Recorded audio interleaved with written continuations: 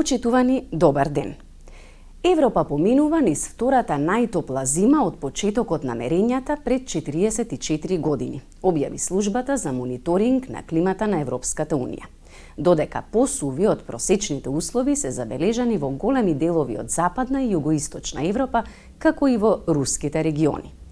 Необично топлото време ја погоди Шпанија, која изминатиот викенд собори рекорди. Температурите стигнаа до 30 степен Целзиусов и ги наполнија плажите на Палма де Мајорка. Температурите во некои градови во Јужна Андалузија се приближија до 25 степен. Локалното население е загрижено за влијанието на климатските промени. Hace mucho calor, no agradezco esta primavera y no es necesario, es horrible para el planeta y para todos. Pues yo prefiero que no lo agradezco, no porque no hemos tenido lluvias y, en fin, no lo agradezco. Sí, se agradece, está muy bien.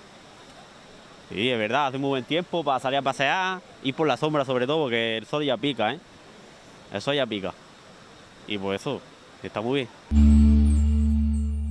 Во јужниот дел на Малага туристи ја посетија плажата Малакета, бидејќи температурата таму достигна до 26 степен. Оние кои доаѓаат од постудените држави велат дека им годи необично топлото време, иако дел од нив признаваат дека мора да се грижиме повеќе за климата. Weather is really good. You know, we are from Central Europe, from Slovakia. We have already rainy weather there, so it's nice to be somewhere where is the sun and hot. I know it's not typical for the month or for the season, but it's nice weather. We have to take care about the climate. So the climate is changing. The summer is more hotter, winter is more colder. So we have to take care about it and do something for it. No comparison. So our country is very cold at the moment. They had to, in order to fly here, they had to scrape ice off the wings of the airplane. So we were delayed in getting here. We got here yesterday. And it was very difficult to pack because we didn't know what to do from the cold weather to the hot. So it's very difficult. Hace muchísimo calor, pero se está divinamente, porque en San Sebastián está lloviendo y aquí tenemos verano. Y estamos disfrutando. Una amiga que se ha ido por allí, no sé. Y bien, lo estamos pasando muy bien. Para la semana que viene ya nos vamos y a ver si nos hace tiempo allí como aquí. Ahora, esto está estupendamente, que la gente que venga porque esto es maravilloso. И додека делови од Европа се под топлотен бран, Велика Британија се бори со снежна бура. Истата што претходно ги зафати Соединетите држави и Канада.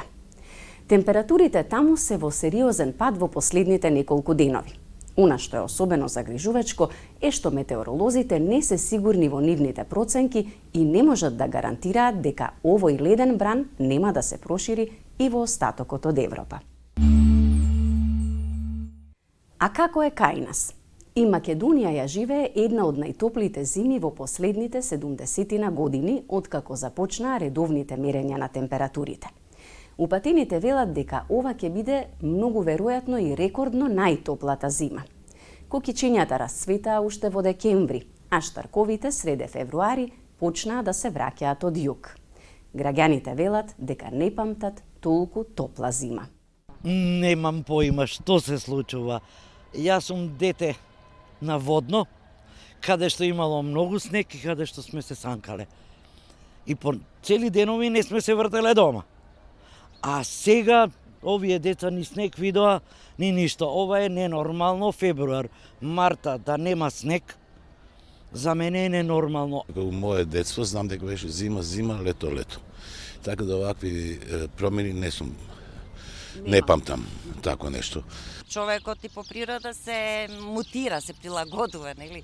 Ама не е нешто тешко е. Веројатно е тешко да се. Сега многу е голем проблемот ако во јули, не, мислам во мај или во јуни биде ладно. И тоа е возможно, нели? Така да све е избркано. Постоја и сега постојат 4 годишни времиња и се знаеше кога е пролет, кога е лето, кога е есен, кога е зимо, а сега во последно време ми се чини дека нема ограничување, него од зимот се оди директно во лето. Големи промени.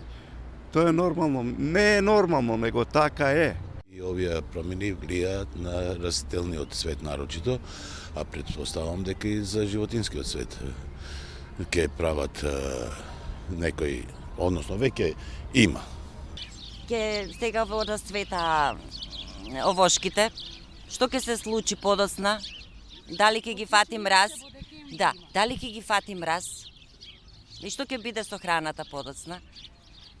Тоа е, дали секогаш ќе мораме да јадеме храна која што е во оранжерии. Гледаме дека нешто се случува, а докаде и како, што ќе испадне на крај, бидејќи ние сме проминале многу, мислам, човечкиот род се навикнува. Така да ќе се навикнеме и на ова што доаѓа при нас, иако не чини.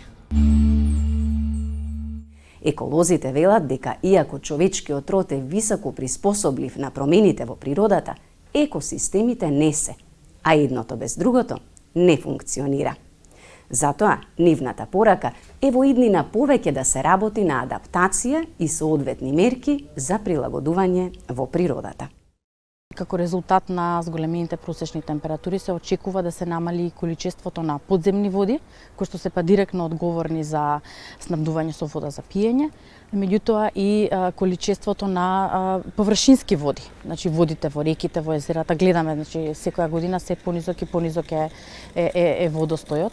Здравството е исто така сектор кој што е погоден и во кој што во иднина треба државата уште повеќе да вложува, односно во моментов можам да кажам дека освен подготовката на закона за климатска акција кој што е во моментот во процедура на усвојување, да речам, ние немаме план за адаптација.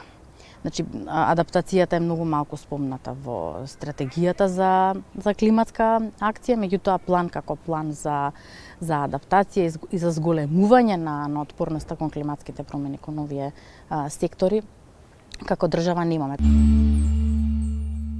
На глобално ниво, 2022 година била петтата најжешка регистрирана година досега, соопштија од Сервисот за климатска промена при Европската Унија Коперник. Просечната глобална температура во 2022 била за 1,2 степени Целзиусови повисока за разлика од просечната температура во последните 50 години. Тоа беше се во ова издание на ТВ Тема на неделата. Повеќе прочитајте на нашата веб страница slobodnaevropa.mk. Довидување.